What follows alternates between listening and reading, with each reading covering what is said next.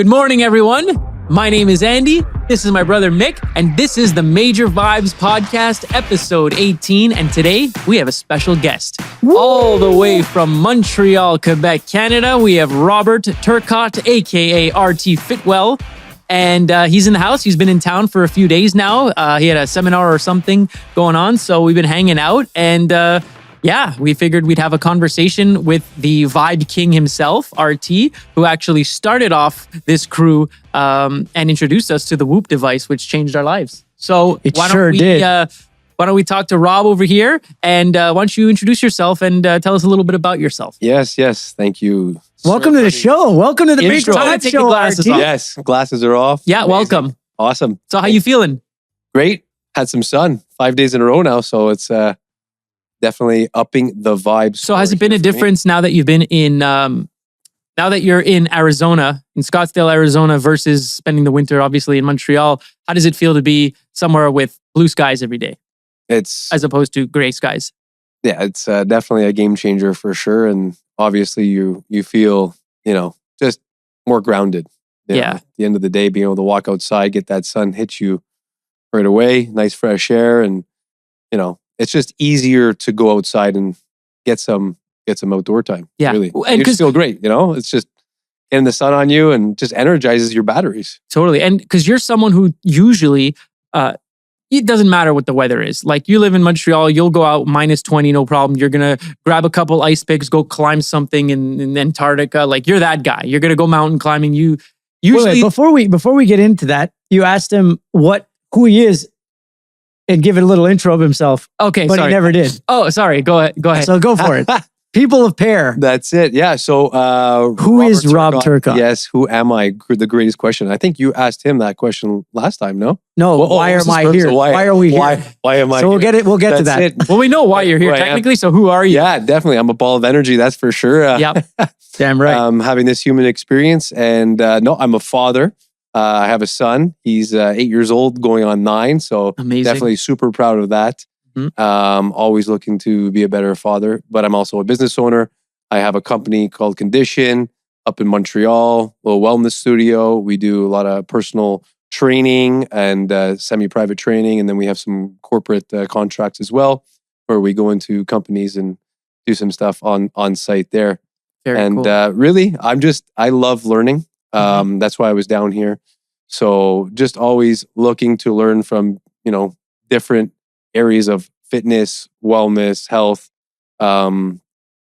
just better living. So I can kind of come back, do that for myself, number one, bring it back to the team and community and obviously, family.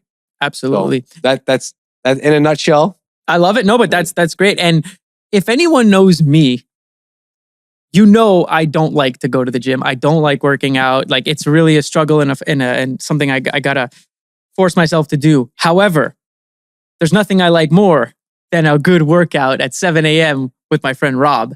And you're really the only person I like. I like working out with my brother, but I like working out with you. It's always been the most fun for me compared to any trainers I've had. One, because you're a trainer, you are a plethora of knowledge, but you're also a good friend. So we always have a good time and your playlists are right up my alley.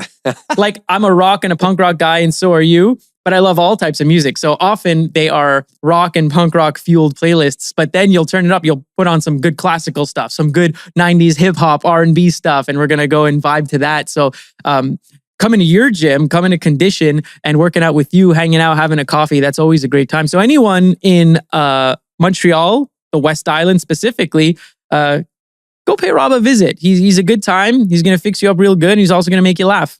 Yeah. It's about the experience, right? Totally. It's my favorite. And when we were in Montreal, you were training consistently with Rob because Rob is a lot of fun. 2-3 times a week. He's not trying to beat you down. He's like looking at your posture. He's looking at everything and he's trying to give you a workout that you'll enjoy and have fun, but also improve the things that need improvement that we don't particularly understand or even see. Or like to do. Or like to do, right? Like I like to do shoulders and arms, but I have to do other stuff to correct things that...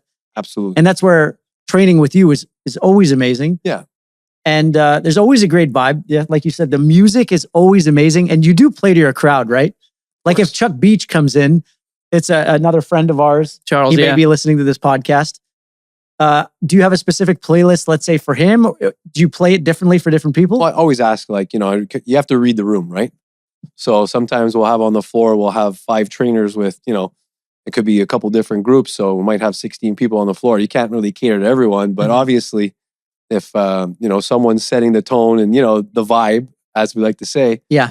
You got to read the room. So really, I think that's the magic that I have, is be able to read the room and find something that's kind of like on common grounds for everyone that enjoy and have a good time. I feel like they're in the moment and they're there, and like going back to the workout part, like I think the specialty that comes from my end, yes, I 100% want to deliver a great workout, but it's because I've gone and done other forms of training. So I know what works and what can help someone, whether that's from yoga or Pilates or different types of mobility training, not just like the strength training and bodybuilding world, but taking those other things and infusing that into the workout as well. So like, instead of like, oh, we're on the 2-minute rest break right now. No, let's do a little flow. Let's do some mobility. Let's do this. Let's help some, maximize the time. Whatever. That's it. 100%. Yeah. Because you're not just a bodybuilder, get jacked guy. You're like how do you get almost vibe jacked? That's it. How do we bring out the best in you? Like, in your whole stretching and vibe? cardio and all these things that make it feel fun. And that's why every time we go there, every time I'm in Montreal, I have to train minimum 3-4 times. And every time I come in, there's people jamming, there's people vibing. It's a great time. You always call me, you're all jacked up. You're like, I just worked out raw. We had a great time. It's an amazing thing. Yeah, you're always like high. Almost. That's why his customers / friends always come back. Yeah, of course. Right? Because it's a great damn time. And I'm someone who doesn't really like group things or team stuff. I'm a very solo sport kind of guy. But I loved doing like I think it was Saturday mornings, like 7 a.m. Class. I think it was like 5 or 6 of us guys doing it. I remember I'd go, I think I brought Donnie once, Vic every now and then. Do you still do those early Saturday sessions? We have. Because I know you have a child now who like functions. He's not 30, 9 a.m., 10 a.m. So sweet. Yeah, a little bit, push it a little bit later. But yeah, during the week, 6 a.m. we start. Yeah. Beautiful. Amazing. All right. So should we go into vibes of the day? Because we kind of glossed over it. Should we do it later? Yeah, no, let's go quickly our vibes of the day. Okay. So let's start with me, I guess. I'm at 91 vibe score, no problem. 2 or 3 days purple. That's great. Major restorative.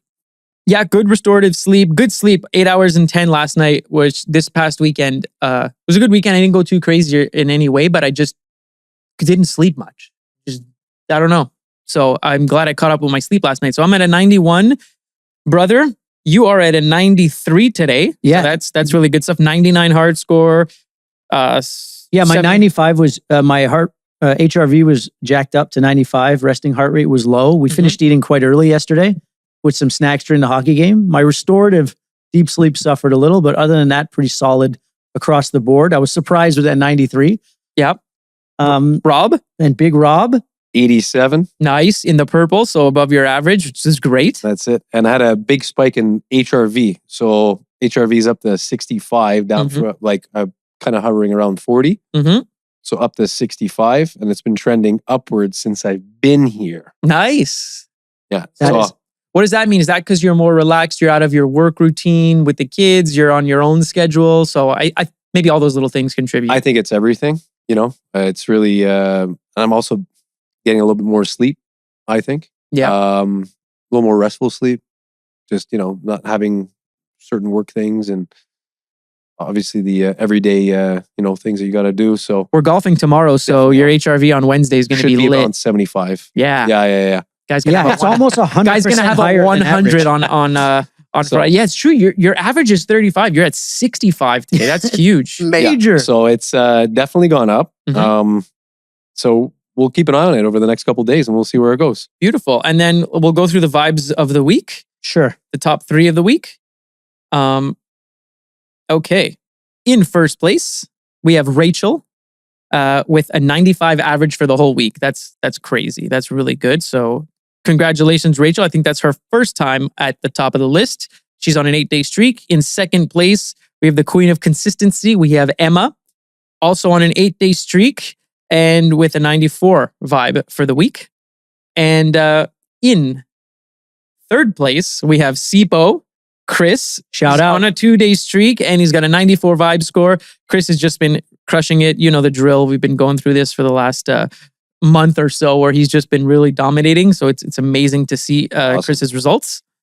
And yeah, that's it. Other than that, we got the vibes of the week, the vibes of the day.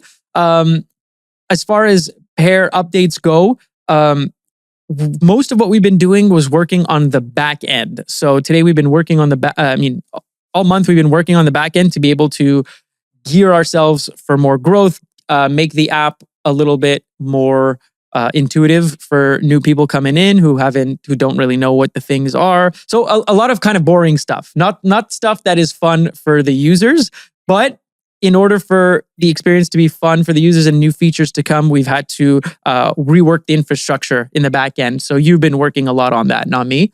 Yeah, well, I've been managing. I have done no work on the back end. Carson, no, I know. But I'm managing the production of it. And Carson's doing great. Yeah. We're at a point now where the next update that's going to hit, we're on it now. You guys can expect to see your vibe streaks. So that's days with a vibe. Mm-hmm. You'll be able to see your purple streaks from after pair and even before pair. So let's say you had a purple streak. We're time traveling now, 2 years ago on your device. It'll tell you when you had that. So it's going to be a lot of fun for users to be able to go back and put their old data to work. So that's pretty cool. And a bunch of explainers so that when we bring on new people, they'll know what the hell's going on. So yeah, boring stuff, but it's moving forward. But it's awesome being able to kind of go back and look at that trend from, last December. How was I this December, So it's going to be really cool because if I can go back and look at things easily, right? I've been tracking for a long time. Yes. Even before Whoop, I've been tracking. So imagine if all that data has been there ever since I started tracking. It'd be crazy. Do you still have your Whoop? I still do. Because you would be able to sync it and benefit from the years of tracking with that. True. So we can backfill that from... Wasn't your heart messed up or something that was triggering your Whoop to get all weird at some point? Yeah. Right? So maybe the data wouldn't be... It wouldn't be super accurate. Well, it would still be historical. It would be accurate because it's real. And you only had that arrhythmia brief period. Right. If there's 700 days of tracking, those 10 odd days are not going to do anything to your average. No, for sure. Cool. But it's cool to see those trends, be able to go back and... Yes, comparing this Christmas with last Christmas and seeing how you're getting better every year. Mm-hmm. And just making things that makes it easier for the user to get really helpful, cool, fun insights that are not available anywhere else. That's awesome. And seeing other people as well. Yeah. So that's what's going on in the pair world. We're now able to start rolling out more stuff, so you can expect more of that. But let's go back into Rob Turcotte, aka RT Fitwell, aka Beastly, and let's dive into. I don't know, what should we dive into here? Let's dive into the whole reason why we're sitting here. And I think we were sitting in my hot tub, and you looked over, and you're like, "What's on your wrist?" And I'm like, "It's a Whoop." What the heck is that? And it just your whole brain just went off. It blew my mind because you've always loved data. I always have, because you without data you can't improve, you can't measure. But it was at a time where I was getting healthy and I was getting into my weird time travel stuff and my theories of increasing the vibe of the planet. And I was always like, yo man, imagine you could measure your vibe, imagine you could see it. And I knew that stress and vibe were inversely related. So the higher your stress, the lower your vibe. Very simple concept. Mm-hmm. And the lower your stress, the higher your vibe. And then when Rob was explaining the Whoop in the hot tub, I was like, he was telling me about this metric called HRV. And he said, it measures your stress. I said, you're telling me that this thing on your wrist is measuring your stress? Mm-hmm. To me, that said, if it's measuring your stress, it's measuring your vibe. It knows. And it just I ordered it. I waited a few months to put it on because I was nervous. I wasn't ready because I knew it was going to change my life. Mine also sat in my desk for about 3 months before. Really? Oh yeah. I did not want to use it. I wanted to, but I was scared. Yeah. Yeah. It's because it's going to show you something that you have to face. And obviously it does the sleep tracking, but that was the point where it just got into my brain where I need to get this device. I need to try this device. I need to see what it shows me. And as soon as they're a couple of weeks in, 3-4 weeks, I was like, Dre, you got to get on this. Eula, You gotta bought get it for on me this. for Christmas. That Trin, you got it. Yeah, I bought it for Christmas. I was buying them for everybody. You need to get on this. Yeah. And that was the beginning You of. must have bought 12 whoops that year. Yeah. Shout out. I think I had a Whoop. They first launched it. Like I had mine in 2020, early 2020. Okay. And then I had like a, corporate type of deal with them. So I had like 20 and I handed it out to a bunch of customers and staff members. And, we were tracking everyone, but it wasn't set up properly to be received properly. So, So, but that was the inception point, because Condition for a while was the best Whoop group. Yeah. Because it had the most people. It had like Frank the Tank. It had Will. It had me. It had you. It had everybody in there. We had quite a bit of people. It was great. Yeah. And while people were excited about it, it was cool. But I think the problem was, like with staff members, maybe you gave them to them so they weren't as connected to someone who would have gotten on their own.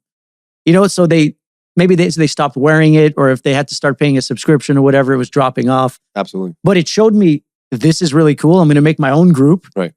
The Pair Beta group from like way back. Yeah. And it was the time travel group before that, with all our avatars. And it was just this device is awesome, but not everyone has a Whoop. But people have Apple Watches, people have Ouras, people have Garmin's. How do we create It's funny though. this experience, but a better one with all the metrics? And really, that was the inspiration for Pair. Yeah, the Whoop groups were an inspiration for, I was going to say Pierre, for Pair, but and Pierre. and Pierre. The Whoop groups were the inspiration. Go Pierre today. But also, like you were just saying about that, is something I've noticed in Pair is that, let's say one of my followers, someone who I don't know, not a friend necessarily, just a follower online. Hey, can I come in and I join your waitlist? Can I come on? Yeah, no problem. But like, this is someone I don't know well, or nobody on Pair knows well. They come on, they get a vibe score, then they disappear. Yeah. Right? They want to they want to come on and see what it's all about, maybe get a vibe score, but they're not really participating. They're not talking to people because they don't know anyone. It's not as fun of an experience. So my job that I've been thinking about a lot lately is, how can we make Pair a great social experience to share vibe scores and metrics and encourage each other? That's one part of it, but how can we make it an amazing experience for someone going in on their own also? Yes. Because one of the reasons I created this business with my brother was, starting your wellness journey is always a lonely thing. When you don't have friends in that world or whatever, it's like, I'm in this alone, right? So I want Pair to be a place where you could come in solo and still get all the benefits and meet new people and do the whole thing. Yeah. And it's the most meaningful when you do start a journey alone, or you go crush something that's super difficult by yourself. There's a different impact when you do it with someone else, right? Mm-hmm. So coming in with someone into the community, like you were saying, like where like I'm giving you a Whoop back in the day, it's like everyone was like pretty much on board, like, okay, yeah, I'll try it out, But for them to go get it by themselves, it wasn't so much. So Yeah. I love what you guys are doing. And, because these people all, in theory, they all have them. A lot of dormant Apple Watches out there. And really, you just connect people, right? Because, Facebook connected Harvard students. Yeah. LinkedIn connected work people. We're connecting the wearable people. So we're connecting the wearable people, which are a profile of people who are into self-improvement and data. And they're just not currently connected. No, and like you were saying, like once we start doing activations at gyms, at run clubs, at outdoor events, yoga events, stuff like that, the best way to do that would be not necessarily taking one person, but finding a group of two who could come into Pair together, because I feel like that would be a better experience for them, at least at the very beginning. Sure, yeah, and so right now, because we're beta and we can't just have everyone on. No, it's a small group. So our insights on how the dynamics of the usage of the app are limited because it's still small. Yeah. But that's why I'm really interested in the invite mechanism, because like to have a viral app, I think the viral coefficient is like 1.3 invites per person creates like endless virality, infinite virality. So if someone comes in and it's really cool and they invite someone and it's like an invite basis thing, you're hitting two birds with one stone, because you can only come in if someone has invited you. Yeah, I remember a couple of years ago when I during COVID quarantines, when Clubhouse came out of nowhere, and that was huge. I couldn't get on it. I needed someone who was on there to invite me to it, right? Yeah. So my buddy John invited me, and then I went in and I invited a bunch of people, and the app exploded. It grew huge. I was like, yo, this is the future. And even before that, back in the day, I was talking about audio. How like audio is going to be a thing. And like, I don't know, 5 years later, Clubhouse. Yeah, because typing's annoying. Yeah, Clubhouse came into existence. And I also ran to go and invest in it. And there I lost all my money on that one. Yeah. I don't think Yeah, me Clubhouse. too. I don't think Clubhouse is coming back. It wasn't a lot of money, but Well, because the app was a feature more than like a movement. And Twitter was able to create spaces and do all that things. And it was it's like when Snapchat evolved, but Instagram took disappearing photos and stories and all that shit. Yeah. So that's the thing. It was a great idea and it was a great thing. But it's not anything that Twitter or Instagram or any of the big dogs can't do instantly, who already have hundreds of millions of users. So Yeah, but the invite, back to the invite, it worked. it's not like you can't get on, but it's almost like I would look at the invite as beta 2.0. Mhm. So once we're on the App Store, like RT can go sign up gyms and like invite people and we can invite. And I think that just keeps like the loop open of someone always knows someone. And that's key because everyone has some sort of tracker, like the people that do have a tracker that are not like affiliated with, say, a community that are sharing their scores on the daily, right? They have their data. They probably look at it. Maybe they look at it. Maybe they don't, Mhm. right? But as soon as you make it, a visual to someone on this leaderboard that you guys have had, obviously I want everyone to do better.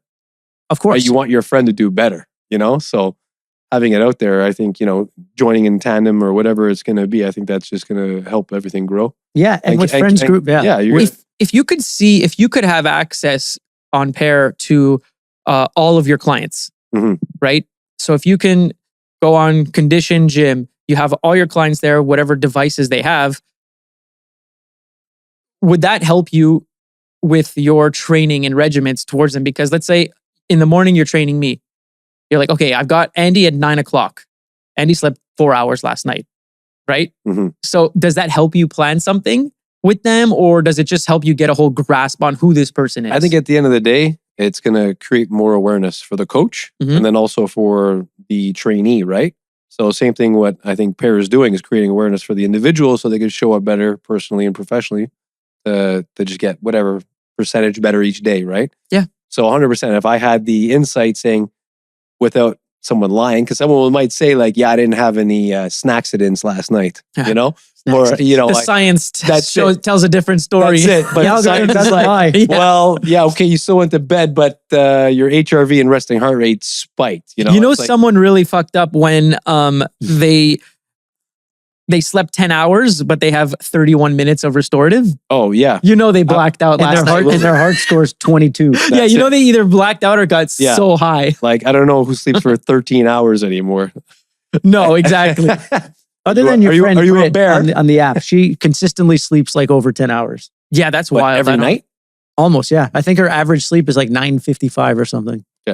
But Yeah. but imagine like that was the future where everyone who like if he had 4 hours of sleep, of course they would adjust the training. You'd say, stay home, bro. Well, Don't waste your time. Just Here, stay home take or a just nap. come ride the bike and let's talk. well, not at all. Like there's different things that you can do, right? Not to overstress the body, but yeah, definitely breathing exercises, stretching, mobility. That would be definitely tailored to that. Maybe just a light little upper body stuff because it's going to give him more energy at the end of the day. It's going to feel better, right? Yeah, The idea is not to drain his batteries and put him through a high intensity interval training workout. But how about Yeah. this even? Let's say you have a client that is usually pretty good, but then one morning you see, their stress meter on Pair is like way up there. Mhm. So it's like, okay, well, maybe today we're going to focus on you in the inside, not the physical part of it. So maybe let's do the breathing. Let's do a walk. Let's talk. Let's do something that will lift that, kind of get that stress out. Use that as a conversation piece Yeah. to allow people to be a little more vulnerable. Like what's going on in your life? Is it a physical issue that's going on? A mental, emotional? Obviously, that's where the art of coaching comes in. And then sometimes it's just not with every coach or something like that is going to be able to kind of, go into whatever the issue might be. But at least they have the awareness saying like, look, maybe it's a little bit outside my scope. I understand what's going on here on the metrics here. So I'm not going to push so hard, and I'm not going to create maybe an injury down the line or whatnot, you know? Because it gives you an extra data point that's pretty huge. Yeah. There's so much to learn from the data, you know, and how you know, speak with the customer too. And it's just like, you have this awareness, they know you have it. So it's like, okay, what are you doing with it, right? Yeah. And they can see the yours. information. They can see yours And they too. can see mine. Yeah, 100%. And that's like non-existent. That's like first I time love that. technology. Yeah, for sure. Because you're a human, right? You're not 100% every day. Not a cyborg. You have stresses, you have things that happen. Sometimes we have sleepless nights. So they can see you too. And it's like a double time vulnerability.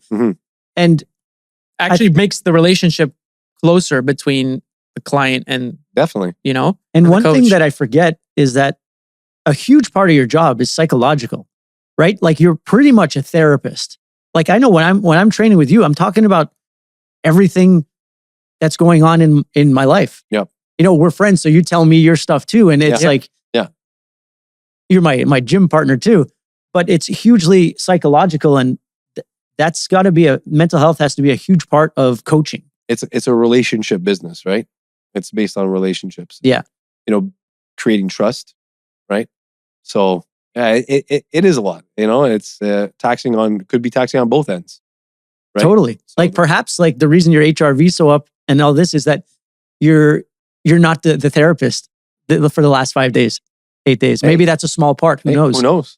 Right? True. And you do deal with many people throughout the day, and people absorb other people's energies. So maybe having more of your own energy and aura around you is contributing towards that. But runs in, played around a golf. We're playing some golf tomorrow. And also a lot of like being on vacation for us, I guess, a lot of people go on vacation and they're getting drunk and messed up every night, which is totally fine because everyone lives a pretty stressful life. They go to their job. So you want to let loose, right?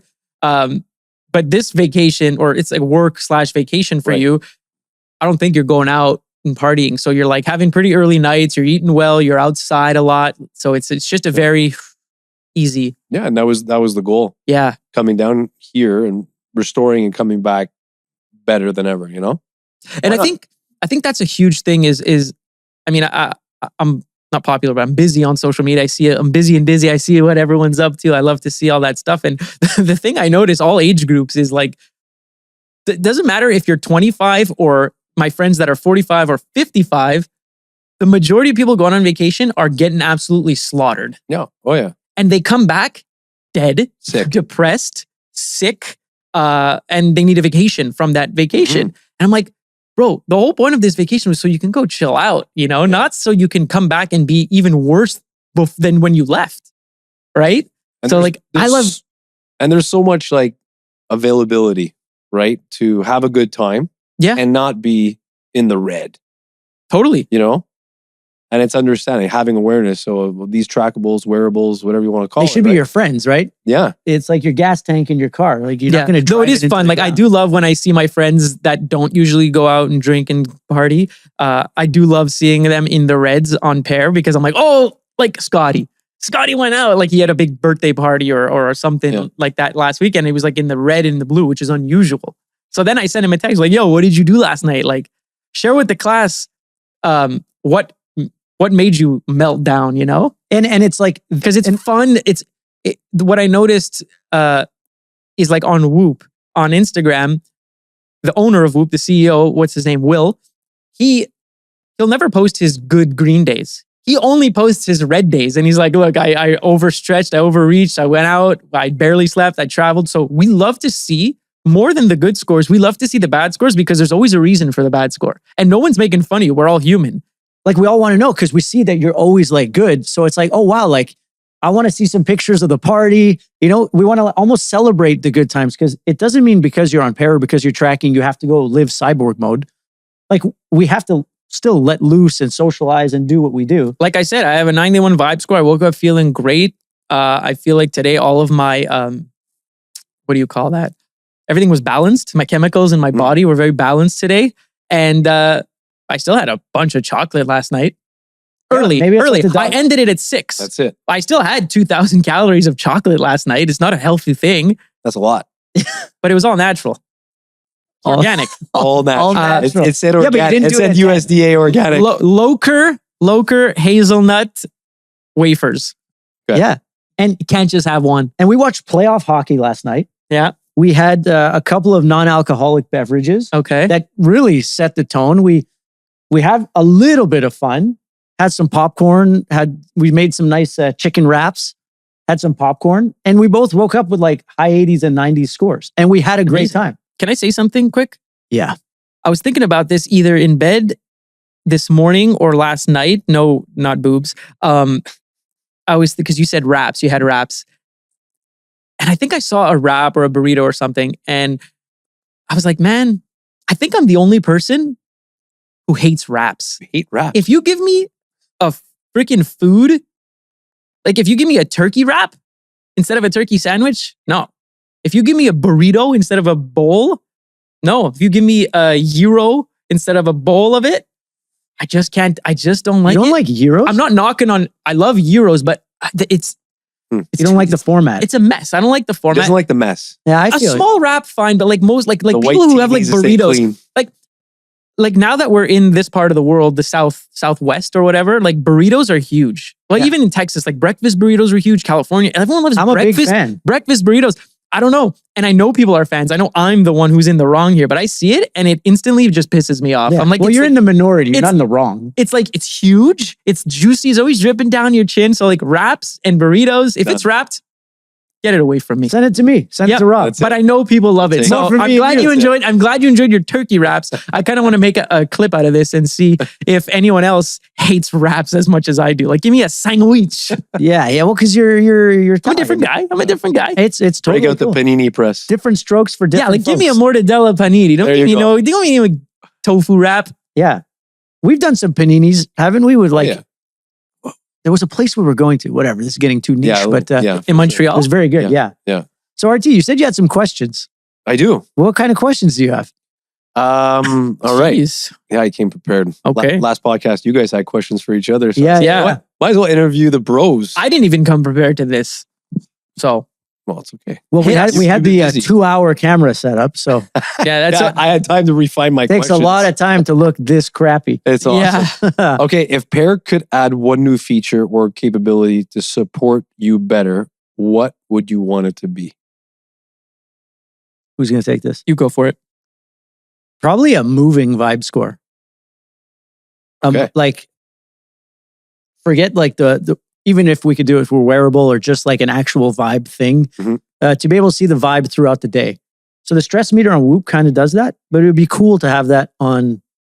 It on is, Pear. but the stress meter on Whoop, if I'm doing intervals on a treadmill, my stress is going to be at 4, right? But Yeah. it doesn't really change my vibe because the device will indicate high stress, low vibe. That's usually how it works. But in that particular, I don't think the technology is there, or we haven't figured it out. But definitely the vibe score, or at least our stress meter, to change throughout the day to be a little more accurate. But that's all going to get there. Yeah, That's all. definitely not. That's all. Any features you're thinking that you'd really love right now? No, not really, because there's no point in adding new features, particularly at this moment. But let's say we have 20,000 people, then yeah, I am excited, and I'm really excited to build the profiles a little more intricately for the people, Mhm. because that's what I like to browse. Right. And once we have more users and better profiles, it's really going to be so much easier to find someone with the same interests as you, whether Right. it's a Connection. friend, someone to talk to, someone to date, or whatever. Like, based off how you build your profile, we'll be able to give you such a better explore page than what like Instagram will give you or whatever. Because when you're selecting all the things that interest you, activities, stuff like that, like we're really only going to give you those types of people who are like you, because you want to, the whole point of this thing is to Right. find people like you. Mhm. Yeah. So what's one thing that users have so far commented as being maybe like the number one thing that it's helped them in their personal lives so far? I think it's accountability. Yeah. I think being on Pair and being on the leaderboard, you don't want to look like an ass. Mm. So you're going to second guess the night out going crazy, or the extra food or dessert or something like that. That's what I would assume. Yeah, I think like people aren't going out less. I just think that when they're home, they're making better choices. You don't think people are going out less? They might be, I think but they people are. still socialize. But maybe they're just making better decisions. I know a few people, like, they're optimizing. They're trying to hack the vibe score. They're trying to get good vibe scores. So like on a Tuesday night when they're not going out, It's pretty easy. there's not that, they're not doing that extra peanut butter, or they're not having that extra what do you call it? Snacksident. Snacksidents. You know, where one The devil. family's like, my mom is constantly trying to eat less things at night because I got the genes from her. We love snacksidents. Yeah. And she's trying. And so it's the visibility and accountability. Yeah. Like Tim was saying that he changed something around because it was the way he was, his routine. There was something in his routine that was leading to higher resting heart rates. Mhm. And he did some research, swapped around what he was doing, and it ended up helping him. And he said he wouldn't have done that if it wasn't for the fact that he wanted to have a better score on pair. Yeah. A lot of people, how do I say, a good example, someone to ask, I'm actually going to ask her, is one of our users, Vanessa.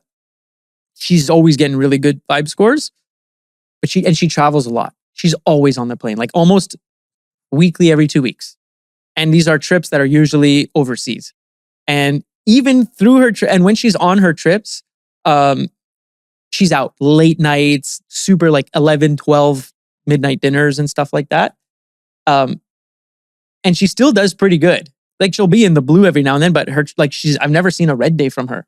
She had one the other day. Oh, did she? Maybe from traveling or a super late night. But yeah, she has an active social life, I guess.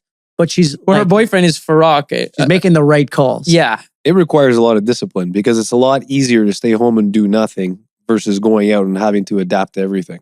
Yeah, Change, totally. you know? I'm the opposite, actually. You think so? Yeah. It's easier. It's harder for me at home because I live in the cookie aisle.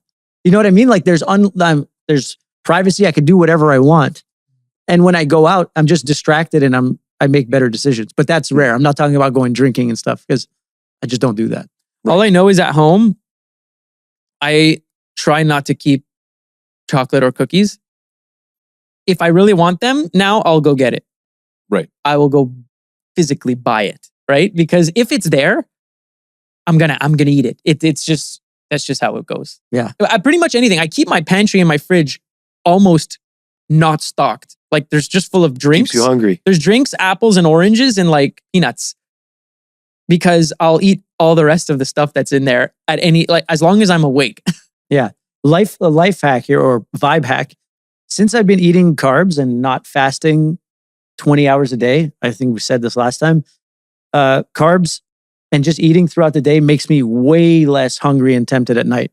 Like, at night, I'll have a sumo orange, a popsicle, maybe one cookie and some papaya, but other than that, I'm not going crazy. It's when I'm starving myself that cookie jar is just calling to me. The devil calls to me. I did notice that when I stopped fasting, intermittent fasting or whatever, like 20 hours for the last 5 years. You were prolonged fasting. It was crazy. But my body was used to it, so I just thought it was normal. Yeah.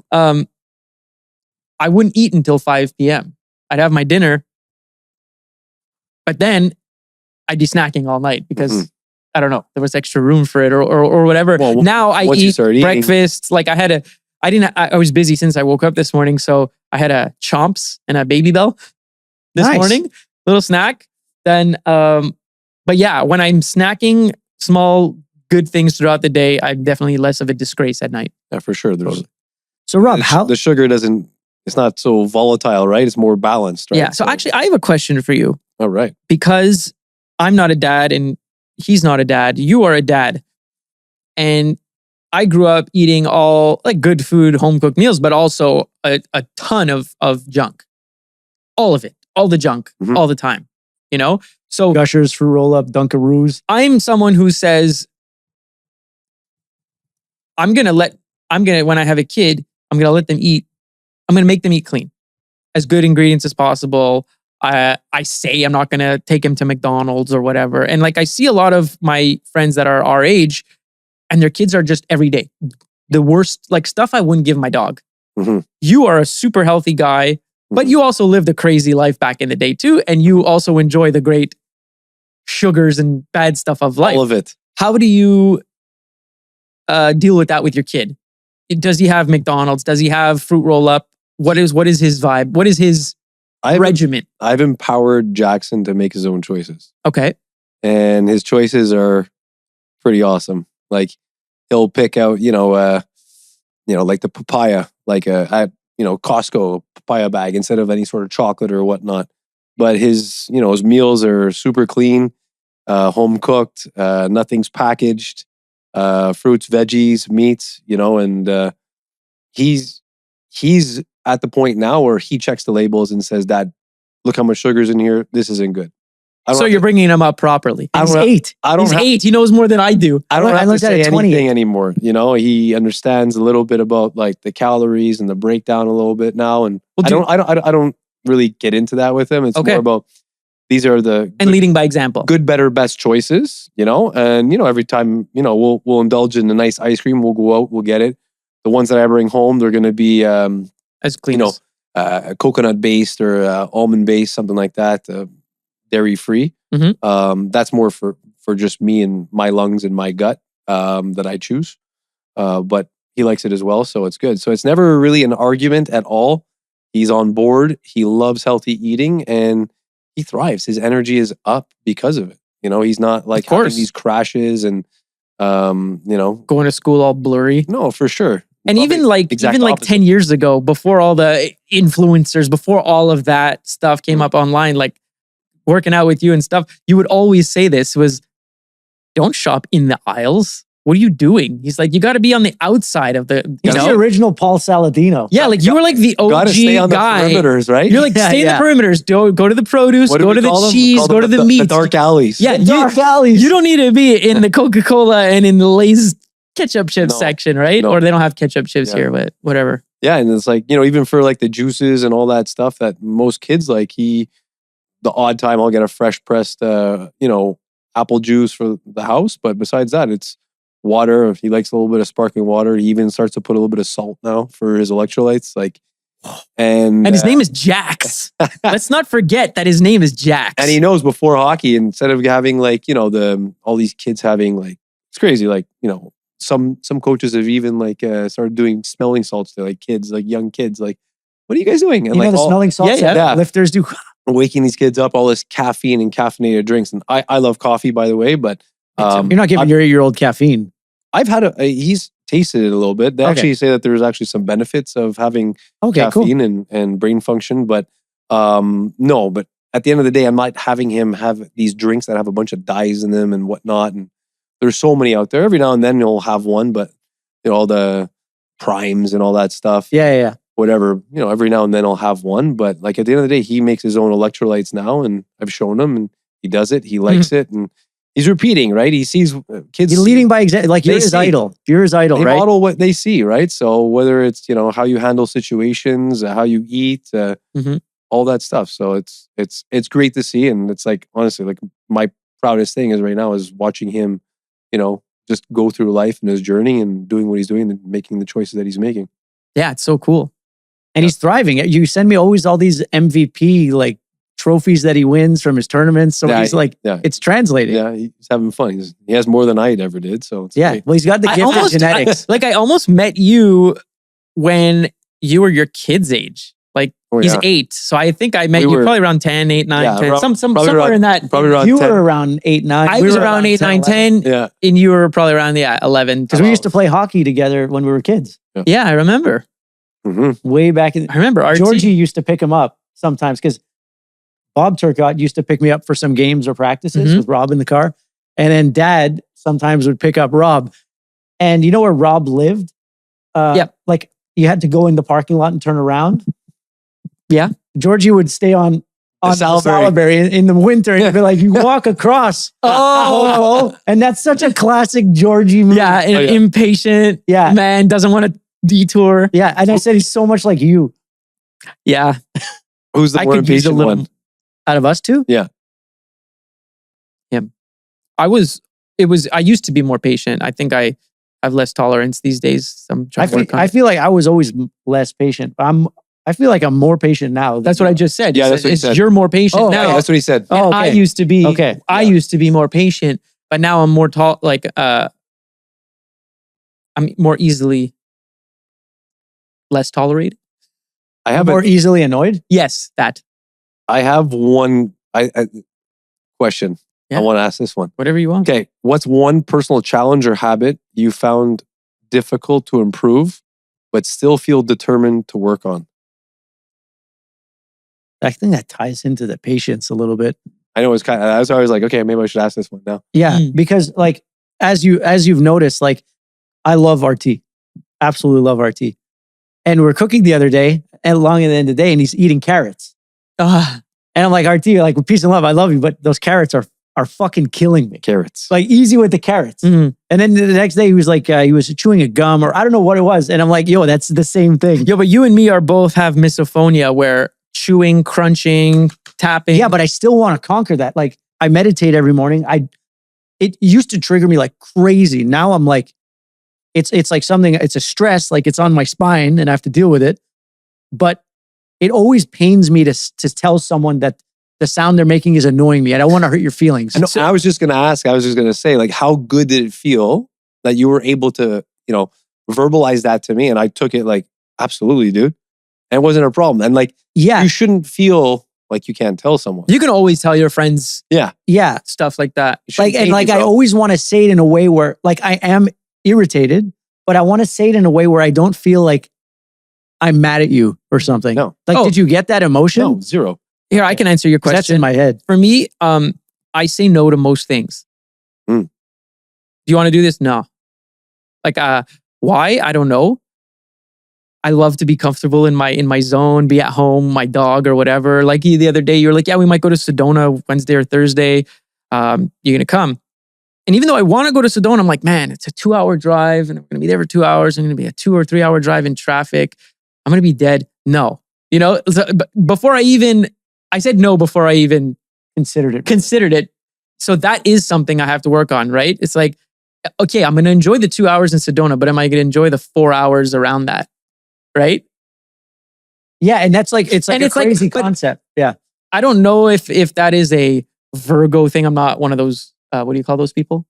I'm a Virgo too. Astrological people, whatever. I'm not one of those. Yeah. But I'm astro curious. Potentially an ADHD thing or whatever that I apparently like I over calculate and analyze everything so extreme to determine exactly an outcome of an event that I'll say no before even like. I totally. Do you I don't know how to explain it. I totally completely relate to that because I have the same thing. Because I make all these calculations and I do it in a fraction of a second, and I will say no while you're still presenting me the idea. The question. I'm like, no, that ain't. But that's like, but it's something I should work on because the possibility that you're correct is so infinitely small that that's exactly how it will turn out. Mm-hmm. It's really just the subconscious saying, "I'm afraid, therefore I say no." But I'm smart, so I use my IQ to make a really amazing explanation. Yeah, elaborate. Is it a control thing? Maybe. It might be. I will not go anywhere that is further than 10 minutes away without my car. I was going to say. No, I won't do it. I had a feeling. I will not get in anyone's car who's driving. You need to other than my brother or like Donnie or Scotty. But if someone else is driving that I don't really know, no. I know that I drive like stupid, but that's me. And if I drive the way I want, I'm controlling my own safety. Is it about the driving or is it about going somewhere and not having an exit? Both. Mostly the exit though. Yeah, I was going to say it's mostly about the exit. Like if you're not vibing there, it's like, I want to leave. Yeah. Like I can definitely meditate and be much more zen and not allow those things to bother me. Yeah. Because I'm thinking, okay, I'm going to go to this event. He's going to drive. But if I'm not having a good time, I'm going to be losing my mind. I'm going to be like this the whole time trying to get out. I'm going to be nervous on the way Luckily, there. there's Uber now. Luckily, there's Uber. But regardless, I'm almost saying this event's going to suck because I have no way out. And that's going to be the vibe throughout the whole way. Where if you're almost bringing that vibe. I'm bringing that vibe. So I could say like, yeah, let's just do it and go with the flow. Mm-hmm. My vibe will be better around, but I'll probably be dying inside like turmoil, like nervous. I don't know why I'm like that. It's a similar thing. It's funny you express it like that because I've never expressed it like that, but it's exactly how I feel. It's like we are pretty much the same. Yeah. And something like you're coming to visit, you're staying here, and immediately my mind is always like, and like I said, I love you. But when it comes with any visitor, it's like, oh man, like now my routine, my space, my this, my that is all going to be fucked. And I get all like nervous about it. Mhm. But I'm so grateful that he's here now, because as you're here and we're having a good time, we're going for a run, we're having a good time watching the game at night, like Yuli's loving it. Yeah. It's a beautiful thing, but I have to let it happen. And as the actual experience is happening, have you noticed a difference? Have you been able to still do your routine and everything? Yeah, I realized that like my routine is not really a routine. It's just what you're used to. It's just what I'm used to. And it's just being in silence for a prolonged amount of time, which all it really gives me is it gets the gears going too much. Yeah. So since you've been here, my HRV has been higher as well. What I noticed about myself was almost, so I'd say probably the last 5 years since COVID. So end of 2019, early 2020, I've hung out alone mostly. Like I still see people and stuff. I see you, whatever. But like in my house, I'm alone. So I do everything the way I want it.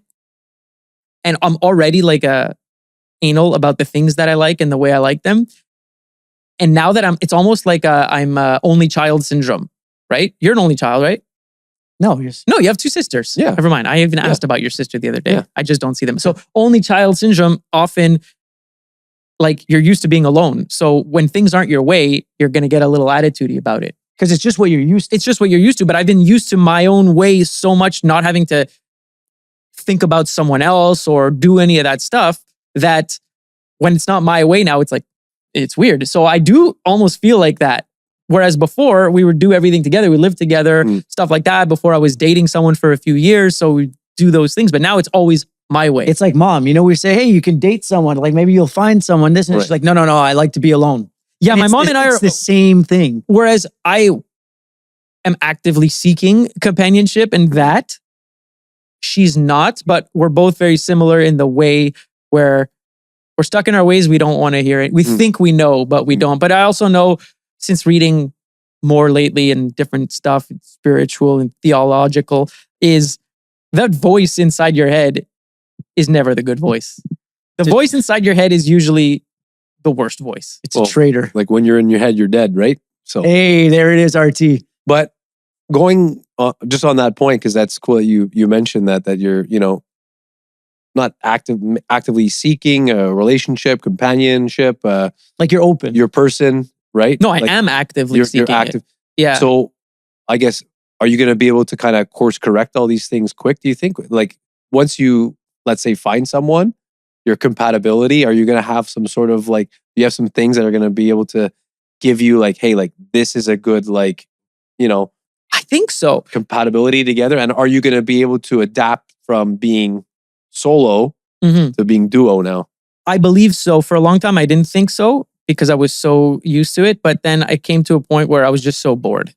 Okay. Like every night is the same night. I don't go out and do this. I'm in a new city, so I don't have that many friends either, right? So after just like a couple years of just doing everything I want all the time, whatever, I'm over it. Like I'm bored. Okay. I don't feel like watching a movie or staying at home or reading a book or whatever. Like I'd rather be with someone. And a while back, I had met someone, and that's when something kind of changed in my head. Because if I go back to like my last big relationship, like 8 years ago or something, like 7 years ago, I wasn't willing to compromise on a lot of things. I was the older one. I was in my kind of ego, rich boy phase, and it was my way or the highway. Whereas now, it's like the opposite. And I had met someone a while back, and I'd never met someone that made me want to change. Not made me want to change, but I had never met someone where I was like ready to like, not submit, but like be vulnerable with someone and do what they want to do. And I think if you like someone enough or you love someone enough, then that happens. But if you don't, for me, I really have to like you. And if I really like you and connect with you, I'll do anything you want. Right. I'll be the best person. If you are my priority, it's going to be great. But if you're not, then I don't care. I don't know if that makes sense. No, it totally makes sense. And I think it's not a meet someone, move in, go from 0 to 100. Before I was with Eula, I was alone forever. And I was more of a loner than Dre Yeah. and my mom. Like I was the ultimate hermit. Mhm. But once you start to get a rhythm and you start hanging out, and then that, the hanging out increases and increases, it becomes very normal. Like it's almost like you have to train yourself over time. Mhm. And it just happens like that. No one goes from 0 to 100, but it went from 10 to 12 to 20 to 50. And by the time we were close to 100, it was a seamless transition. But if I could change, you can definitely.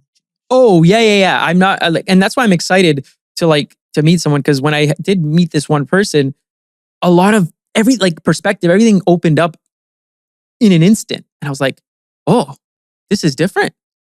This is different." And that also made me see that perhaps in the last 20 years or 10 years, the women that I was interested in or going towards, I wasn't ready to be vulnerable and stuff like that. And I think it's because they weren't the right people for me. Mhm. So I think the whole time I was always looking in the wrong places. Mhm. And if you find someone who's more like you and your vibe, it was like the first time I was like, what? This is crazy. People like this exist? You gonna check her vibe score? Right? Yeah, I should. I should check her vibe score. No, she moved away. So that's that. But Sorry to hear that, my guy. no, it's okay. But yeah, no, definitely She open. was the light. Open. Yeah. It just opened me up. That's great. Right. And I think if you love someone and you're with someone, the more you're with them, the more you'll open up. I think the right person will bring out the best in you. The wrong person will bring out the worst in you. Absolutely. And I'd rather be alone than be with someone who bring in the worst in me. Right. So Yeah. And you've experienced, you've become more wise over the years. You're more mature. I've lived many lives and I've had many seasons of and versions of myself to where I feel like I'm at the most, I feel like I know myself the most. I still don't know myself a lot, but I know myself more than I ever did. And I know what I want. Whereas I never really did know what I want. I know what I want and I really know what I don't want. Mhm. So it makes it a lot easier. It makes it a lot harder to find someone, but when you find that someone, I feel like it's going to go quick after. You've always been very, When I know something, I go for it. like whether Yeah. it's design or music or anything like that, you always know when it's a Yeah. hard no. Like I know if I start dating the next person and we're dating for more than a few months, 4 or 5, 6 months, I'll probably marry them within that year Mm. or at least get engaged Whoa, look at this guy. because I'm ready to get this next phase sure. of life Yeah. rolling. Well, we've all done like a lot of work and personal development Oh, yeah. ourselves, and the amount of books that we've all read amongst all of us, it's crazy over the last, call it, for me at least 15 years doing this stuff, Mhm. Yeah. Oh, When I this- first started, like the first book I ever read was Eckhart Tolle, A New Earth, Yeah. So, What a great book. yeah. And it's, what was the other book I just saw here? Split the Difference. That was sitting over here. Chris Voss, like all these things, whether it's like business or personal, it's just, there's so much out there. Right? Yeah. Totally. And also like the books is like half of it or a quarter of it. You've lived lives. We've all lived lives. We've all made mistakes. And I think if you actually want to grow, you have to face the mistakes you've made, acknowledge them, and then you grow from them. So the mistake becomes the key to unlocking your next level, right? Your next version. If you're not able to recognize things that you could have done better, because you can never go back. But if you can find the positive within that, then it makes that event crucial to your story. I think there's a positive in every mistake. And it's Absolutely. an important thing. And that's a big part of the growth because like we've made a lot of stupid mistakes that we'd never make now, but they've led us to the place where we're going to have the greatest season of our lives. You can't learn if you don't make mistakes. Like Mhm. to the people who don't like to take the risk, like I know the influencers like take a risk, like they're always hard about it, but it's like it's the truth. If you are scared to do anything forever, you'll never accomplish anything. You'll So- always be scared. You'll always be afraid. But if you take that risk and it fails, great, you learned. Oh, I'm not going to do this again because it didn't work. I'll do that. this. Mhm. Yeah. And then if that doesn't work, I'll do this. So it's like every time you fail, you level up. Yeah. 10x. Every time you do something where you feel a little bit scared, that's where you're going to learn. And that's where you're like a wild guy with that. Like you literally physically do these crazy experiences. Like you climb ice mountains, okay? But then on the other side, you do a 10-day silent retreat with no eye contact allowed. No reading, no writing. Yo, I remember you did that, like a year or two That was ago. the craziest. Yeah. Tell us about that, because that's The nuts. Vipassana. The Vipassana. So that's what is a Vipassana? Vipassana is a meditation. It is a 100-hour meditation, more or less, course.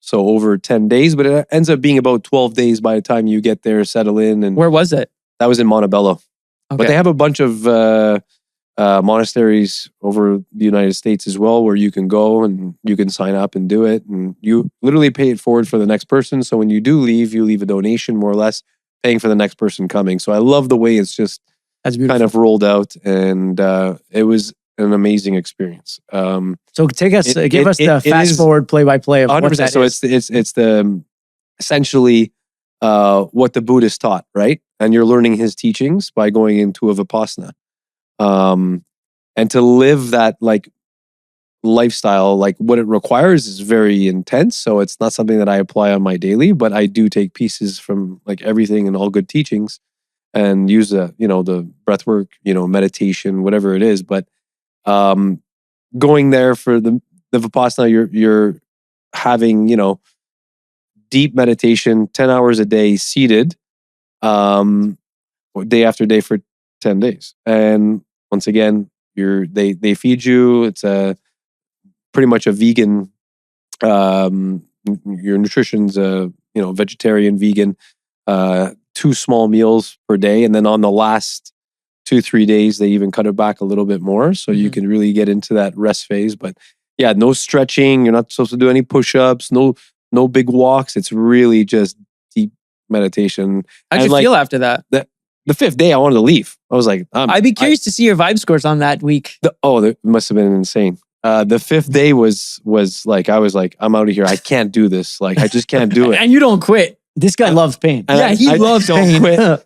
And I remember I brought some Q-tips. I can't remember how many times I cleaned my ears with those Q-tips, because there's nothing else to do, right? So you're like, it's like, I just, Q-tip. And then I had like a big beard going in. And so every day I would just shave it down a little bit. And by the end, I was like, okay, now I'll take it all off. So every day it was like trimming. But that's the thing, is like you build these micro things. This is all about like, your brain power, and where you unlock like, okay, this seems like a big event. How could I chunk it into small little things so I could succeed? And that was my game. It was like, as much as it was so stupid, like the beard, but I clean shaven. It was like, it was something you look forward to every day. But it was also, it resonated with me because I looked at that as like letting go of what I needed to let go. So what I needed to let go of was the experience that I had with my mother and my grandmother's death happening very close together. And, all the stuff, I was like, I'm going to go, I'm going to do this. And I've always wanted to do a Vipassana. I didn't line up like a couple years before because I wasn't ready for it. And if I would have done it before, then it wouldn't have been there for me after to go do after, going through what my family, what we went through. It was the right time to do it. So it was a great time in that sense of, really applying myself fully and going there, and ended up, day 8, I was like, I hope I'm going to get this teaching. And then I'm just sitting there, and then I got the teaching. And like, it came like to me where I got into my body at like the deepest level ever, where I was like, the mind just connects to everything, right? It's like, okay, I'm going to go feel what's in my knee, and it's like literally feel the energy to my knee or to my, whatever it was, any sort of space in my body, I could go there. It was so deep. Crazy. It was like an intense connection. And it didn't last for a super long period of time. It was almost like scary. It's like, oh my God, this is like too powerful. Like, what am I doing? I had to like back away. So are you basically the whole time you're there prepping your body, getting into this state to have that come to you? Yeah, it's these teaching, that learning, deeper experiences, right? Like some people, it comes on day 9, some people on day 6. Like, who knows? Or if at all. And it comes differently to everybody, right? There's not like a prescription for this. Like, hey, you're going to feel these side effects. Like, this is when you should feel it by day 4, on day 5, So everyone was different. A lot of people, whether they stayed or they left. Did a lot of people leave? You're not really paying attention, but yeah, there was people that left for sure. Yeah, 100%. Yeah, me. I leave and go find the first ayahuasca retreat. I remember sitting there like, oh, we can get into that. I would love to get into that. Day, whatever it was, and I'm lying there in the bed, and I could hear the wires, the energy in the wires, like in the ceiling. Like your senses are so, because we're just such a sensory being, right? Yeah. So we're just picking up all these frequencies. You which can is hear carrots. wild. And you'd be hearing a lot worse. But think about it. That's why they don't want you to be looking, no eye contact with anyone else. It's really about you. This is your sacred space. Yeah, you're really going inward. Go inward and just be. There's no solving anything at this level. The teaching isn't to solve something. It's really It's like acceptance, huh? it's the impermanence, the teachings of impermanence, that everything will pass. That's it. Simple. But not so simple, right? Not so simple when you're staring at 12 days in the eye. The easiest things are not the easiest, Right. but they are the easiest. That's it. So instead of having everyone has these outlets and like everyone wants to know, what do I need to do? What do I need to do? What can I add more of? What can you do less of? Mhm. Strip away all these things. Enough, you need the journal, you need to do this, I need that, I need this, I need my supplements, take it all away. And like really what do you need? usually at the end of the day, everyone's just very distracted, right? And I fall into that play, throughout my weeks as well. Like be consumed by work and all the different types of stresses and stuff like that. But once we create that space for ourselves to really distance ourselves from everything and just be with self, then we can make better choices, right? And we can really start to be more in tune and in alignment with everything. And it's a perfect segue into like, that's the space between is what matters. And that's where that's how the HRV is measured. It's literally the space between beats. It's the space between both electrical like shocks, right? That are happening in the heart. Yeah, man. So we'll do a segue, but I'm going to take a leak right now because I got to piss so bad. Love it. And then we'll come right back. Perfect. So, all right. We're back. We're back from a short break. The short bathroom break. That was a long bathroom break, actually. What were you doing? You know when you got to go for so long? Like, and it comes out slow because it's like too built up. You got your new favorite snack though. Papaya. Yeah, dry. Is it good? Yeah, it's great. I've never had a papaya. I didn't know what a papaya was until a few years ago when McLaren was like, our color is papaya. So, fun fact, hack, any sort of like, after you have like, meals that might be a little iffy in the sense of like, not saying food poisoning, but you could have some worms or whatnot, like a lot of sushi, like it's not great. Sushi, tartare. Yeah. So the next morning, you're like have a papaya seeds, like the seeds from the papaya. If you have them in water and you drink that after, like you drink the seeds. Those kind of like make sure that there's no like parasites, kills off parasites. Now you know, folks. Now you know. I like that. Yeah. And you actually swallow the seeds? Yeah. Hey. Yeah. So next time you have a papaya, take the seeds, put them in like a mason jar with a little bit of water so they don't go bad. Yeah. And then, if you have a... Hey, thanks for the life hack. Yeah. The vibe hack there, coach. Well, that could be definitely save your vibe. Totally. Yes. Hey, well, since we're talking about vibes, you're from Canada. We're from Canada, but we're living in the States. The whole world is a weird place right now. Election day today. Election day in Canada. Don't care what you voted for, but there's a lot of people who are just angry, not only in Canada, USA, all over the world. Doesn't matter left side, right side. All the sides are pissed.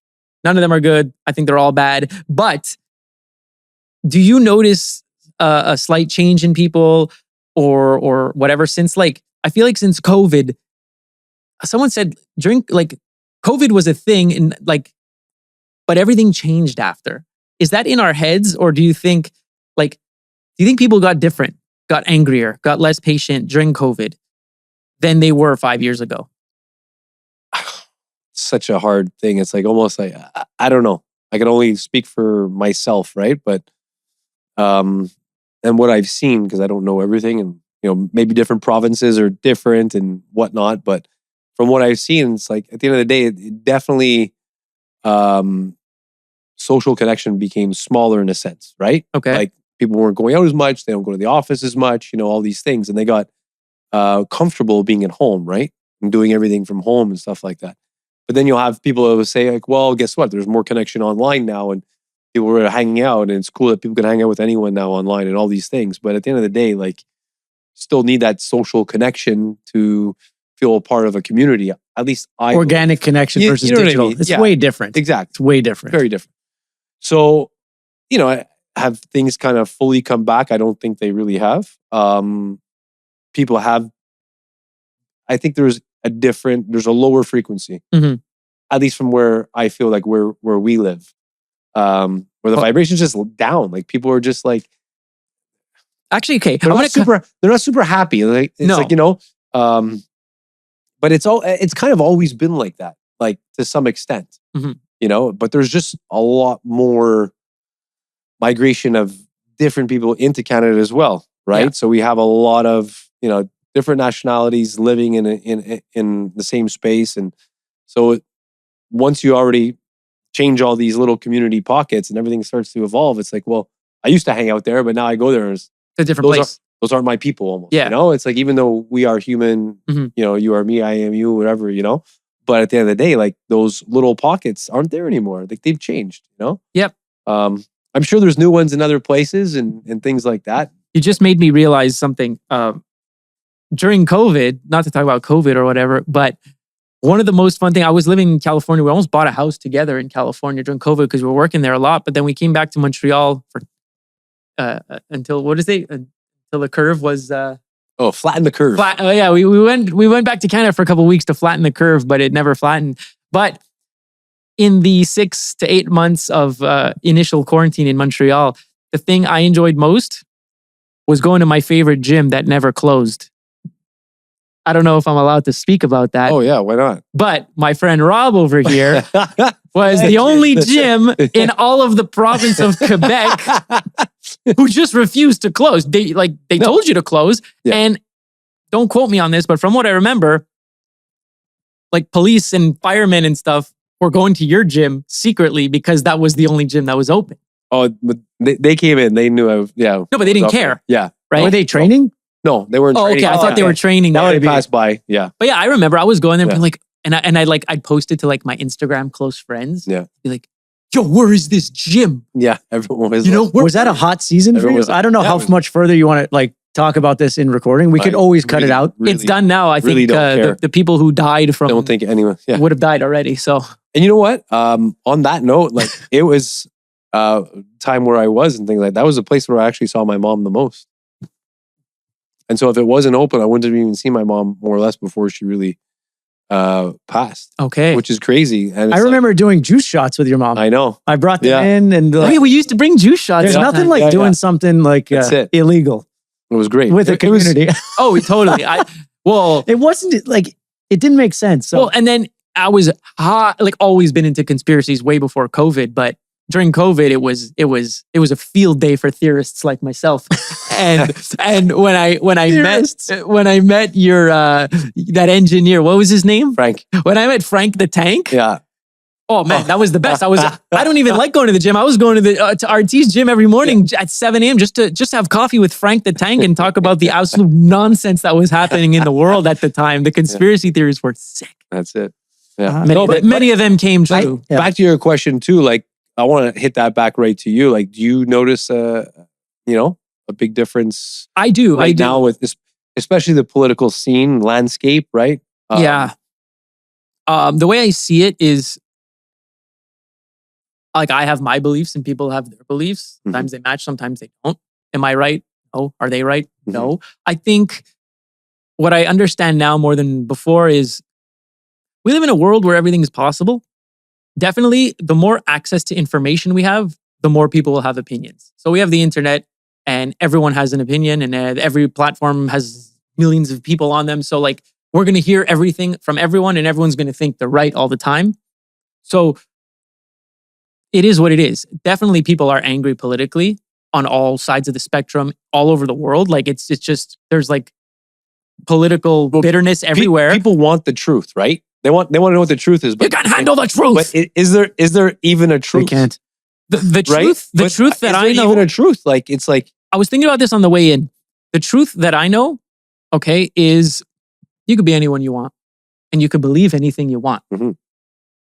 Don't tell me what to believe. I won't tell you what to believe. I'll talk about what I believe in and you can agree or disagree, but don't debate me on it because there's so much out there. There's so much that there is no right or wrong. There's a lot of things. Like, we don't know. Now, I'll always say, this is my opinion. I don't know if I'm right or wrong, but this is what I believe.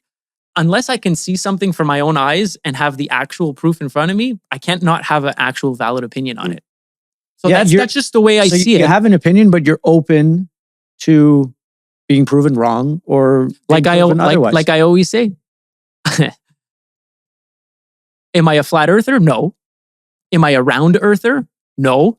Why? I have not been up there to see it for myself. Absolutely. And I don't trust or believe the media. Right. So yeah, but Jeff Bezos just posted. Yeah, okay, Katy Perry, she's an astronaut now, apparently. Yeah. But if we were to pair up all these, politicians and stuff like that. See their vibe? Oh my God. Oh, is it garbage vibes? And it's crazy. Well, that's it. This is who's in command of all this BS, right? Of what's going on.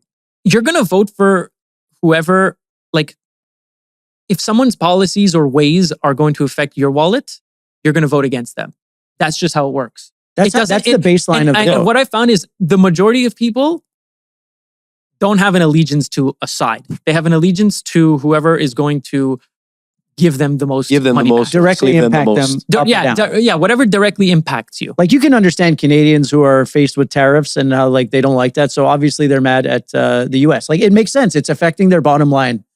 Of course. And a gay person or a trans person is going to hate Donald Trump or the conservatives because they are traditional and men and women, which, whatever. And they're going to vote the liberal way because liberals are liberal. Everything goes. And that's fine. There's something for everyone. And there is something for everyone. But the thing is, before, when the conservatives won or the liberals won, the other side didn't really care. Like, you just continued with your life. And today it still applies. You really do still continue with your life. What has changed? Like, what really changed for me when Joe Biden got voted in? Well, look, and what changed when Trump got voted in? Before you started caring, we have aunts and uncles and all kinds of people who were as obsessed with this stuff as you are now. Yeah. And you've just come into an age where you're watching this shit. There's been people for the last 50 years who have been so turned up and tuned up by it. Exactly. But now we live in, like, social media time, and people post all their stuff, and there's podcasts every day that fit every possible niche of every possible opinion in the whole world. And when it comes down to it, is perception is reality. And your perception is formed by your genetics, by your upbringing, by your experience, by a whole bunch of things, meaning that you and another person could look at the same thing and see it completely differently, and they're both valid. They're both true, but wrong to them. You're wrong to them. They're wrong to you. But if you see that you're just two sides of a different coin, the same coin, and you just don't know you're on a coin, like, that's the whole idea of it. And that's why I think that people are frustrated with the news or care about the news or the outcomes that really don't change all that much. They don't change a lot for me. News needs to make headlines so that they get advertisers. Exactly. And because people watch more YouTube now and they watch more Netflix and there's less eyes on the news, they have to turn up the juice on the news so that people watch it so they can get their ad revenue from the sponsors who pay for it and make that business go. Yeah. But people don't quite understand that. And the vibe score, like, really, if someone's really mad at the news and really losing it, I assume they have a low vibe.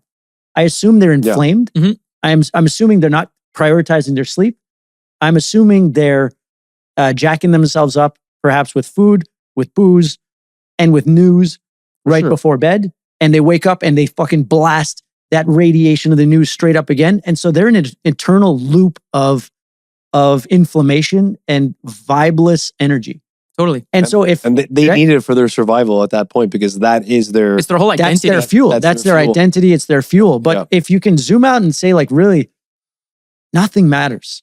Everything will go. Let it go. Yeah. That's why I don't. That's what I realized. Give a shit. So being very into it in the last bunch of years, what I've gathered is the hardcore Trumpers and the hardcore other side Bideners, the same people.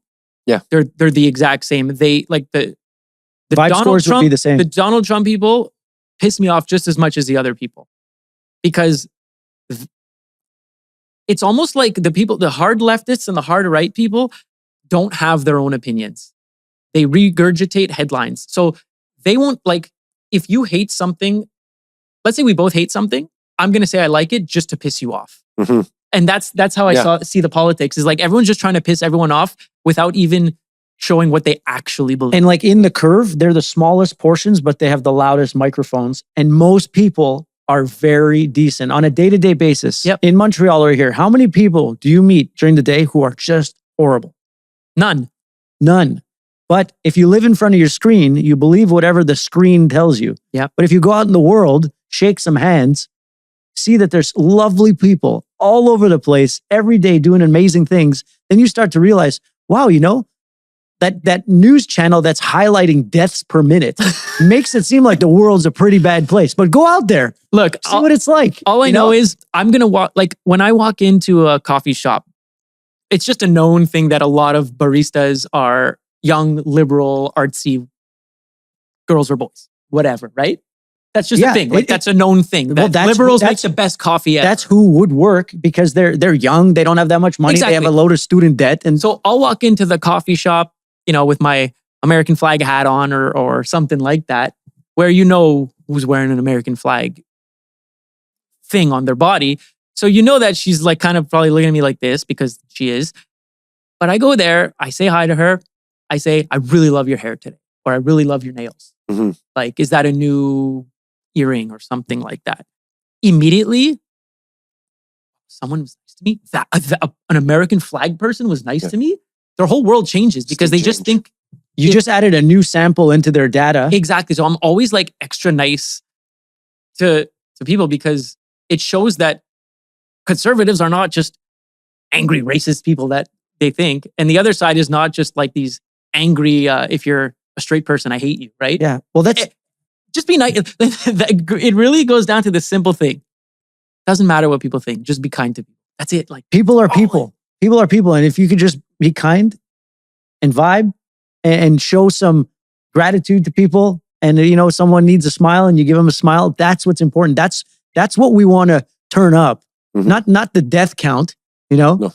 We want to turn up the happy count, the vibe count, because that's what matters. Like I didn't even know how to answer this the other day. For those who don't know, like I have not a huge following, but I have a following online. People hit me up all the time. And I've been posting more stuff as I've been going to church and whatever, just posting little quotes and things that I gather from the sermons or whatever. But so this young girl who follows me, she said something like, you know, I've been really into the Bible and going to church more lately, but I really don't agree with the hate on LGBTQ, whatever you call it. And like gay stuff. Like I'm gay, but I love the stuff from the church, but does God hate me? Or I'm just like, I'm not a pastor. I can't answer these questions, but like, it's like, look. I can.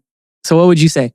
Say God doesn't hate you. Exactly. And I say, take the good and the stuff that doesn't work, just ignore it. That's what I say. I say, there's a lot of stuff where you look in the Bible or different stuff and you're like, I don't agree with that. But whatever it is, it's like, no. I said, the reason why God always says boys and girls is because he created us to reproduce. Yeah, reproduce. Fornicate and create populations, right? So you need a guy and a girl to do that. You're telling me that every time you had sexual relations, it was to make a baby? It should have been. No, but that's just saying. So I don't know why I brought that point up, but it's like, just be nice to people. Well, it's a good point because it's, you know, you say hi to someone, you know, I'll be in the community and, you know, they're startled. Yeah. Oh my God, someone talked to me. It's like everything's created such a divide, right? I think it's time that everyone starts to bring people back together somehow. And it starts with that one little person that does that change, that simple thing like you did at the coffee shop, you know? And it's butterfly effect. And you do that and you got to teach the kids doing that. And that's the thing. Like parents need to teach the kids because schools ain't, you know, I'll be honest, they're not, you know? It's really comes down to the parents and how we're parenting our kids and, you know, leading by example. That's it. Get out there and do those things. And like outside of like your own like little pocket, like it's okay to talk to people. Like how many people talk to me here versus back at home? It's huge. Like I'm walking up. Oh, have you noticed a difference? Yeah. Oh, really? Oh my God. Big. It's because huge. I have more of a sourness towards Montreal a little bit. I don't know why. So I see it in a different way, but hearing it from you who like lives there and loves it and has your people there. So how is that different? Because I want to know. Like, what do you notice? But I've always felt that. Like, I've been traveling to the States since I was, 1 year old. And I've always felt like I come to the States and people are just a lot more open and nice.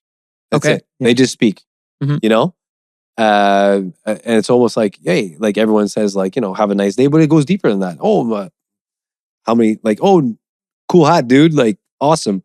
We walked into the store, like, not many people in Montreal in the store are going to be like, hey, bro, I love your hat, man. That's a nice hat, It could be a culture thing too. It's even like not a vibe thing. Like there are some European countries where they're very like to themselves. and it is a culture thing. Like totally. It's not cool to be like super. But in Montreal, it's pretty similar to here. Yeah, but it's very different too. Like as he's explaining. Yeah, like, it's just like different social norms. I feel it's not just vibe related. No, but on top of what you're saying is, I've had a bunch of friends visit over the last couple of years, many who have not been here. And they've all said, not necessarily that they talk more and whatever, but they said people are happy here. Yeah. People are smiling here to you. Like they're happy to see you and they're happy to say hi to you. Yeah. And they're like, I don't have that anywhere else. Like it's like you say hi to someone somewhere in Montreal and like they just kind of look at you. Yeah. But I don't know. Yeah, look. I do think that living somewhere where it's sunny every day helps. At the end of the day, we can create those little micro changes, right? And they have that butterfly effect, And that's all we can do. And I know that when there's 10 million people on Pair and they have a vibe score, they're going to start to realize the behaviors that lead to lowering their vibe. If Pair is successful, when it is successful, it already is successful, but scaled up. People are going to there's going to be less people watching the news. Yeah. Because the big divide is driven by ad revenue and inflammatory content. But once it gets so low, the advertisers will be like, no one's watching this. We're not converting Colgate ads anymore. So take it easy. We're going on YouTubers. And we're just gonna right? That's where the ads are gonna go. But that's the thing. I was literally 2 nights ago watching Ben Affleck on Theo Von. And Ben Affleck was like, he's like, I'm here because this is a real conversation. He's like, people don't care about the old ways of promoting your movies, talking about like the late night shows, right? Because you go on a late night show, there's a 5-minute segment about the movie and the rest of it is skits and pre-rehearsed stuff. Skits and political indoctrination of some sort. Nobody wants to see that anymore. Align with, and like who's saying that? It's not the network, it's the brand, it's the brands that sponsor that have a political agenda. And if you don't, if Stephen Colbert says something that is not in alignment with... he's out of a job. Yeah, like they don't put the money in, he gets fired. Yeah, but it's saying that. It's like people are not going to the traditional news, the traditional place. They're going to listen to podcasters because podcasters are not having a 5-minute pre-written questionnaire. It's, you're sitting down with me and we're talking for 2 hours. That's the contract. If you don't like it, get out. So they have no choice but to sit down and just shoot the breeze with random topics. Yeah. You have a whole bunch of podcasters and YouTubers that you listen to. They're different than mine. Maybe we have some overlap. Me and Dre have some overlap, but everyone's got their own thing that they like. And the traditional media is what causes all the noise. And I think it's a positive that people are so politically divided because I think it's the beginning of the end. Me too. Like when someone is dying, they're screaming and it's ugly and it's horrible, but it means it's the end. So I feel like people are rising up. People are more conscious than ever. There are more wearables than ever. There are companies like Pair emerging all over the place, creating healthy food or healthy gyms or healthy whatever. And it's just going out in a really unclassy way that it's screaming and begging for mercy. Right. I think we're going to look back on this time. People are amazing, man. Getting away from like all the lies and stuff like that, right? And people are just becoming more truth tellers, So, and I think people are just starting to become a little more self-aware of what is good for them and what is not good for them and what affects their mental health and what doesn't. And like I'm even seeing that in way younger people. Like people hit me up for like advice and stuff like that, and I like get into their heads and see what and they're becoming way more self-aware than what they were 5 years ago. Well, like I'm noticing huge. The kid at the event and I hung out with a little bit, 20 years old, he moved from Utah to Florida, to start his like cabinet, install business, and it's like, that's amazing. Mhm. Like imagine 20 years old and you're doing that already. And Yeah. like you're doing it. And he's like, yeah, I'm also starting my own personal brand. I'm like, oh, on what? Like you're going to show about, he's like, no, I love fitness and health and no seed oils. And I'm like, Mhm. bro, this is Yeah, amazing. so like People that's, want- that's where this is it's going. incredible. People want to talk to and hang out with authentic people. Yeah. They don't want to be pushed into a category of some sort, Mhm. right? And I think the best conversations and the best things are often when people have differing opinions, because that's where great conversations happen. I like to learn from you. Yeah. But Yeah. I don't know. I'm always open. But I think the segue into the end of this is you do things that allow you to vibe high. And Pear's duty is to, one, show you your vibe, but also lift it and do that stuff. And even if it's our duty on the platform to have things that, little tips and tricks. Mhm. Here's a new way to raise your vibe based Yeah. off the community and stuff like that. Yeah. Is the thing I love the most about Pear is, so far it's a small community, but it's the community we've built. It's really tight, and everyone loves to talk to everyone and help everyone. And I think that's a great thing. So- And the user generated hacks that'll come from trusted vibe sources, because like if someone is like 29 days purple, you're going to listen to what they say. They're not just some random person. Right. So it's like, No, or if they have a coach badge, yeah, they're coach talking about something. Yeah. If you answer their question, they see your badge. You don't even have to introduce yourself because they know, oh, he's a trusted source. Mhm. Yeah. And so I think everything that we've been talking about leads to that self-awareness and realizing that it's not the outside world that you need to fix. It's the inside world. Mhm. And Pear is a focus on the inside world, a chemical balance that keeps you accountable, rewards you, with streaks and good scores when you've done the things that allow you to wake up on the right side of the bed. And if more people wake up on the right side of the bed, I think a better world is going to come from it. I totally agree, because the physical world itself, where we are, it's yin and yang, it's black and white, it's dark and light. There's no darkness without light, there's no light without darkness, right? That's the whole world, that's everything around us. We can't control that, right? There's always going to be some terrible things happening, and there's always going to be amazing things happening. What can you control? Right. This, you, Yeah, yourself. we are sensory beings, not If you- sensory doings, right? If you are Exactly. vibing high and your chemicals are balanced and you're doing good stuff, doing the inner work, the outside world no longer matters. Mhm. Politics don't matter. Who wins? Who's the president? Who's the prime minister? Nothing matters. It does not affect your life, because you're putting, you can't put all your eggs in the government's basket. No. Or else you will forever be a slave to the government. You're constantly at their mercy. Yeah. And like, that's why I say I don't trust the government food or the basic food. I try to go get the clean stuff. Anything I'm inputting, whoever I'm surrounding myself with, I try to keep it to enlighten me to be as good as I can be. Right? Yeah, man. So Least amount of complications, yeah. right? Yeah. Food is all these labels and stuff like that, right? When you see things with labels on them, looks complicated. It is Don't eat complicated. Don't do it. It is. Yeah, it is complicated. You just keep it simple. Papaya. That's The it. papaya stuff has Hey, two that's it. ingredients. Two Papaya and a ingredients. little Great. sugar. It's great. That's it. Perfect. So we were talking, and this is a magic thing of being out of your comfort zone, having RT over. He's got great energy. And when energy is like mixing with energy, it creates magic that you couldn't have expected. And that's what I just want to see if this is recording. and that's what we want to do with Pear, is by enabling conscious vibrational things, we want to create like an atom bomb of good vibes.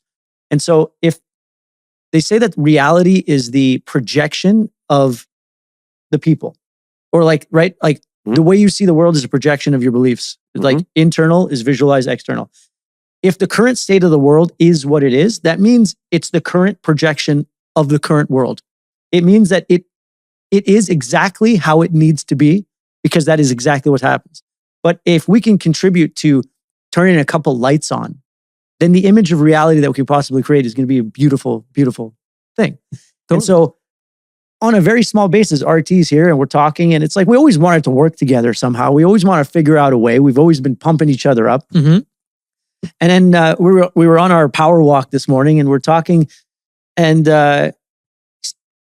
RT's just given a bunch of ideas and we're going, and then we couldn't really figure out the exact idea. And then he went upstairs or I got on my call and I said something like, yo, events, let's plan like an event or something like that. Or let's go to an event. And RT's like, yo, I'm the pair event planner. Yeah. And it led to saying, there's that Illume festival, that yoga or whatever, Hudson in Hudson this summer. And I was like, yo, should we go to that? And he's like, yo, let's get a booth. Let's get a booth. We can sign up people in the app. And then he said, I would have never thought of this. We can have a screen with all the people's vibes who signed up, and it'll like live update the vibe feed of the thing and whatever the idea. And now it's like, okay, so well, we have a festival. We can sign up for it. We can go to it. We'll plan that trip. And never would that concept ever have happened if we didn't and it'll go on that walk. If you weren't here, if we didn't do that, if we weren't vibing. And it'll be like the first of the kind of activation little events that we want to do. Yeah, and it's going to bring us tremendous learning. And because the idea is, Rob loves to do public like speaking events. You're very social. You draw people in. You have great energy. So like RT, like look, there's no money in Pair now, but it would be so great to have you be that guy who like activates gyms or does talks or bro. You've been bringing up the vibes for years and years and that's years. That's what you do. You were a vibe increaser. Always. It's been I was telling Rob before the show that if we can get the people at activations to bypass making a profile so that they can instantly just have their name and their vibe score. Boom. 30 seconds. Like after you download the app, if you can just do it in 30 seconds to a minute and get your vibe score. Well, it's pretty close to that. Yeah. It's pretty close because you have to put your name and your email, right? You can't avoid that. No. Well, no, can't you like log in with... Oh, yeah. But still, you still require like that name, location. If we can do it in a minute, we're good. Yeah, we are. It's just like sync your device. That takes the longest part. Sync device is the longest part. Yeah. It's not because you can skip profile at the end. Okay. We already set that up because we already discussed that. Yeah. So once you get to profile, you can do it later. But you're going to have a Jabba the Hutt picture if you don't set your profile picture. Yeah. So, but let's say for events, like we should just bypass the profile, but like literally an event thing that makes it as quick as possible. So maybe you don't get your... Yeah, or we can have them do it with them. Like it doesn't have to happen in 30 seconds. It can happen in a minute 15. Yeah, of course. But obviously... And we'll have RT there. Yeah. And he's Mr. Tech. Whoever it is, we'll figure it out. No, but I totally agree. Yeah, just making it easy. We made it as simple as possible. Yeah. It's honestly, it's very exciting. There's too few steps. It's very exciting. Yeah, but you're a vibe guy and we all vibe. So we're going to figure something out. We're going to do it. And you're the first official vibe coach. So anyone listening to this who would... Vibe coach, vibe gym. Vibe gym, vibe coach, Montreal, open no matter what government shutdown there is. Never closes. You can always count on RT. And RT... You can never miss a session with RT. Do you have yoga at Condition? We provide yoga, but no, we don't have any currently, but we do have some Pilates. Okay, so you have Pilates. Yeah. Okay, great. So there's Pilates at Condition. There's Rob. There's a bunch of trainers. We have a semi-private, small group training. The mobility. We should definitely connect Bran with RT. He's right down the street. Oh, totally. Yeah. Totally. Calling him out. Bran would like RT. Yeah, it would be excellent. And how have you changed, if at all, since you're on Pair? Well, for me, because I've always been tracking, right? Like it's been... You're the OG. It's been years. But even before Whoop was, Polar, I was on Polar, I was on Garmin before that. So I was always tracking stats, How have I changed? Definitely more... Or what has changed, if anything? Definitely alcohol consumption, for sure, for me. Okay. 100% less. So you're just drinking overall less? Yeah. Okay. Because you like a glass of wine or a bottle of wine or whatever it is. Of wine. Yeah. 100%. Like you're not blacking out and stuff. You're very casual, social drinker, right? But I don't need to drink with people. I like cooking and having a glass of wine. Totally. Yeah. I don't need to be with people. It's more or less, I really appreciate having a great glass of wine and making food. That's the only thing I actually not crave, but miss, because I haven't had a drink in a few years. I'm not saying I'm never drinking again. No. But I just have no real reason to do it. But the Yeah. only time where I'm like, this would be nice is when I'm making like a meat sauce or something, some big good meal, have a nice glass of wine. Because I use a lot of wine to cook, and it's pretty good wine too. Absolutely. And it's all very drinkable whenever I do I'd it. say like for that, like nutritionally, that's the only thing that's really changed into my, nutrition or Has it more aware helped of or hurt your vibe scores? the timing of it. I don't know, because sometimes I'll have a glass of wine at night and my vibe is like amazing the next day. It's great. So maybe it's just the timing of, before bedtime. Because we had a beer the other night. 3 hours. Yeah. We had one beer during the playoff game, like at 5:30 p.m. And I had like a 94. You had an 88 the next day. One drink at 5 p.m. should really never affect your vibe score. No. Like I said, I think just that the before bedtime, it's like having that second glass of wine or something like that. Sure. That's where kind of, Yeah. so it's almost like, whatever. Just be more mindful of it, Because that's what it's not. We're not telling everybody be like stone cold sober. No, we're not telling anybody. It's more like just like awareness of like Yeah. what you do and how it affects things. And that would be the awareness factor for me, because the resting heart rate will go up a little bit. Yeah. That's the biggest thing that changes. What do you think's a more important metric? HRV or resting heart rate? So heart rate variability or resting heart rate? Because on our apps or on our devices, we always next to each other. Mm-hmm. Well, HRV, managing stress, right? Mhm. So if your HRV is higher, ideally you should be able to manage stress better. Cool. Resting heart rate, I think if you have a lower resting heart rate, you should have a higher HRV. You should, but you could still be really, not manage stress well. Mhm. But if you have a lower resting heart rate, you should have a better overall cardiovascular system and probably have a good VO2 max and maybe a little bit more of like on the longevity side. Okay. Maybe. Yeah. because they measure different things. Yeah. In the current vibe score, it's more weighted towards HRV. Yeah. But we're going to bring a balance to that. I like the resting heart rate. Resting heart, because it tells a story too. Because if you black out drunk or ate 20 boxes of cookies, your resting heart rate's going to be through the roof. Absolutely. And the idea is we're using it as kind of a measure of good behavior at night. So if the resting heart rate's through the roof, it means you did something because it's higher than your average that jacked it up, that is not helping you, right? It's not making you better. And coincidentally, it lowers your HRV as well. So I feel when my resting heart tandem, they're both in tandem. Yeah. When my resting heart rate is go like this. above 70, bro, I feel it in my stomach. I feel it. Right. Like it's like Yeah. I could physically feel the beat, and I'm like, oh, it's not good. So I know like when I'm doing my endurance stuff and start running again and all that stuff, like my resting heart rate really starts to come down, which is cool. And my HRV should go up. Totally. You know? Yeah. I think it's like I said, they go in tandem. Yeah, and they're not going to go like one or the other. I think together they work together. It's like really a 50-50 type of thing. I don't know about the weight of it. Usually, for the most part, if my resting heart rate goes really high, my HRV will go really low. Yeah. They usually work in tandem. Yeah. Yeah, and that's why with some devices, like the 8 Sleep tracks HRV, but it doesn't send it to Apple Health just because we don't have a direct connection yet. The resting heart rate alone is enough. It's enough to get a gauge, because with your sleep and your resting heart rate from baseline, absolutely, if it's like 20 points up, you did something. You're off. No, I agree. Yeah. So I guess that lends the question. The vibe score itself, it's obviously it's going to be updated and evolve, but it does a pretty decent job because you've had the battery score, you've had the Whoop score, you've had all the scores. Yeah. Does it measure up? Does it pass the RT test of like it's a well balanced kind of score? I believe I could wake up in the morning and I can, within like a 5-point range, I could be pretty accurate of where the vibe score is going to be. Okay. Based on how I feel with my body. Really? That's pretty good. Yeah. Like I'm waking up and I know, okay, I'm around a 90, I'm around an 80, I'm around a 65, you know? And it. Oh yeah.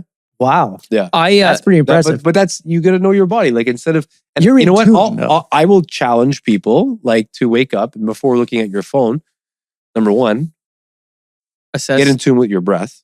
That's the first thing you should be doing in the morning. Take some conscious breaths and just be thankful for Living. whatever you want to be thankful for, grateful for, whatever you want to do, whatever sort of gratitude practice, prayer, whatever it is, meditation, before you look at your score. And then after that, see how close you are. See how well in tune are you with your body? Yeah, I love trying to guess my scores. How in alignment are you with your body, instead of, oh my God, what does this say? Because like one thing I would say as well is like, if you do feel really great, and let's say your score is really low, like if you do the opposite, I think you're going to feel like more crap. If you go and check your score, I'm like, oh, I'm a 65. I thought I was an 80. Mhm. But if you say, hey, I thought I was an 80. Oh, it didn't reflect. Like, oh, why is that? Now I start to question. Now I start to get a little more, okay, well, why? I feel like I'm an 80. Oh, no, last night I did have an extra couple of cookies, or whatever it is. You know? Whatever your snacks. So I think just framing it that way, a little bit differently in the morning, I think you'll have a little bit more grace for yourself, whether like not diving straight into your phone. That's it. That's why I do my 10 minutes routine ritual. Breathing meditation in the morning. Yeah, I read every morning. It's not like I do look at my phone first quickly, but I read. I'll look at my vibe score and my stuff. Yeah. But I don't get on like social media. Yeah. Until after I've read.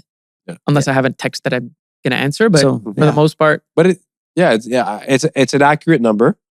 I like it. One thing that Garmin does really well is the body battery throughout the day. So, depending on how much training and stuff like that you do, how much juice you have at the end of the day to do anything, right? Yeah, I think that's like one of the future things we're going to do this soon enough is something like a metric that changes on your on pair throughout the day. Yeah. And then you could put in good healthy practices, whether it's a meditation, a breathing, or a little nap that can bring that. It would be cool if you did a video. We're getting the thumbnails fixed for our videos, and you could post that in pair for the users with a little caption that says like, this is a good routine for the morning or for the night or stuff like that. Because you're an expert. You're always like doing these weird breathing sounds, but I know you're doing this like. Do it now? No. Yeah, do it now. Do it now. So take us through a little breathing exercise that if you're feeling a little overwhelmed or whatever, what is something that you do that can help in the short term? Well, definitely the easiest one is the box breathing. Okay, so explain. I know the box breathing. Maybe you do, but what is the box breathing? So you're visualizing a box. Okay, four sides. 4 sides, equal sides, and the breath count would be 4 second in with a 4 second hold across the top, right? 4 seconds out, and then a 4 seconds hold. You're doing this all. That's the box. And you're doing that all through your nostrils. And you could visualize like your diaphragm as the box, right? So as you take your breath in through the nostrils, 4, hold your breath. 1, 2, 3, 4, out through the nostrils. 1, 2, 3, 4. Hold the breath at the bottom of the box. 1, 2, 3, 4. And then you'd repeat that cycle. And it immediately calming. 100%. Yeah, it definitely gives you connection to your body, right? So everyone's like, oh, go do cold plunge, go do hot sauna, do all these things, hot cold therapy, whatever it is. At the end of the day, what's the first thing that you need to do? You need to be able to breathe, to be able to withstand the stresses, whether it's the heat or the cold, right? Because you won't be able to do either of them if you're breathing right. So if we're in a stressful situation, like create that separation for yourself. Do some sort of breathing exercise. For me, it's more of like that yogi breath that I do, where it's just like a really deep inhalation through the nostrils at the back of the throat. And then I just like shut off mouth breathing and just do it through the nostrils. And it could be like an 8-second inhalation followed by like a 14-second exhalation, or like a 4 seconds in and like 8 seconds out. You always want the exhalation to be a little bit longer than the inhalation. Yeah. When you're trying to calm the body. I noticed. And then the opposite, right? When you want to get yourself pumped up, right? If you want to get yourself pumped up. Deep breath and then short out. Yeah. Or like quicker, like. Okay. Yeah. So that jacks you up. That would jack you up. Like what would be the context for getting jacked up like running a marathon? Going to train. You want to get into like, bring yourself, you're feeling tired at the end of the day. You have to do a task. You want to get as much inhalation and then exhale, but fast. Kind of like that Wim Hof breath, the warrior breath. Oh, yeah. Remember? Yeah. So you're really priming the body. You're sending a lot of oxygen. You should feel like your You're whole high. frontal That's cortex. what Wim Hof says. Get high on your own supply. Your whole frontal cortex just lights up. It feels cold. If you do it properly, it gets all cold. The first few times I was doing breath work, I was supreme headaches because it was just too much. You went too ham. I went too ham. But when I was doing, I haven't done it in a while, but I should. When I was doing it before bed, I was definitely sleeping a little bit better and my metrics were better and I felt more calm. So I should do it more. Yeah, definitely before bed, like the alternate nostril breathing as well, which is really good. So that's a great one. Like the warrior breath, priming. Think of going, you need that extra energy during your day. You're feeling sluggish around 2 p.m. like most people, right? Yeah. That's a great time to do that breath. And it's not like you don't need caffeine or you don't need... No. Apparently, I was watching a podcast with Travis Barker the other day. And like Travis Barker, he's got face tattoos. His whole body is tattoos. He's a rock star, used to party hard. Like that's Travis Barker, who doesn't look like the type of guy who's doing breath work. He says breath work changed his life completely. He's like, it's the fundamental of feeling good, is what he said.